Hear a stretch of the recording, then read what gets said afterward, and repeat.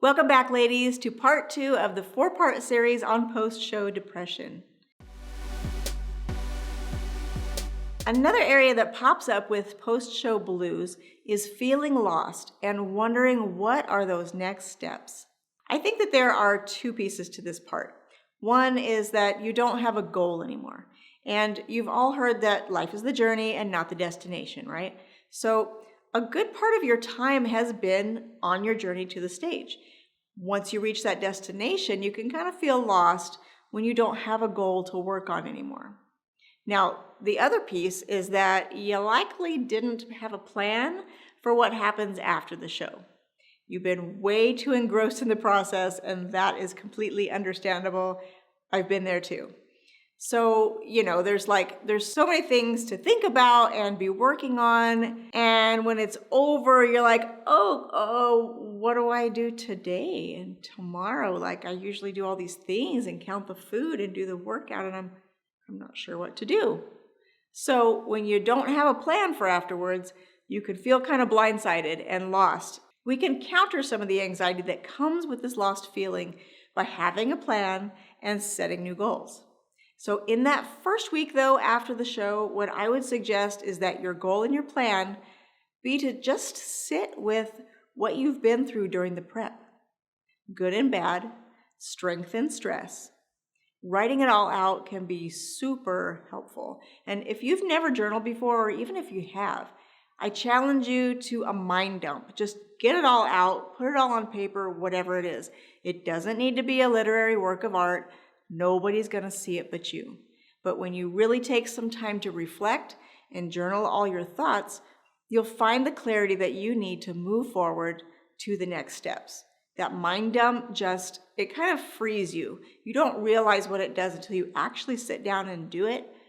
But just writing it's kind of like when you can't go to sleep at night sometimes, and your mind's just going.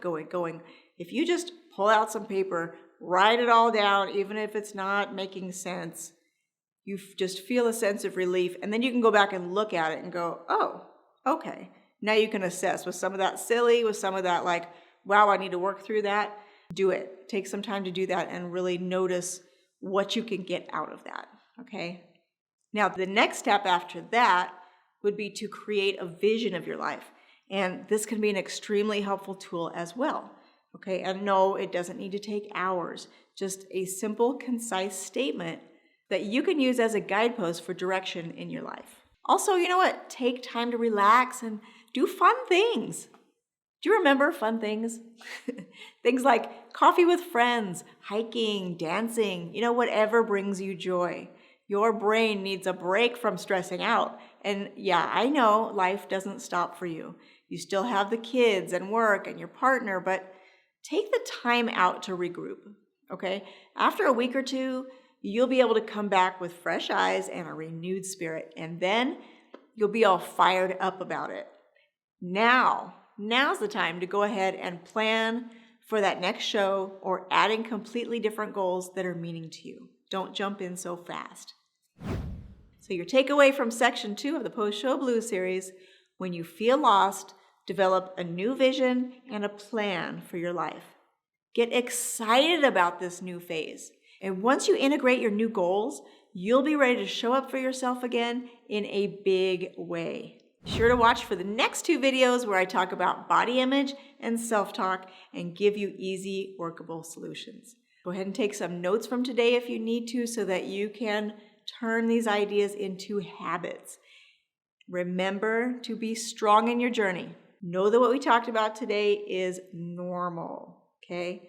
Take the time to work to counter those thoughts that are not serving you. And be sure to seek out support from others who will uplift you. And you can always reach out to me too.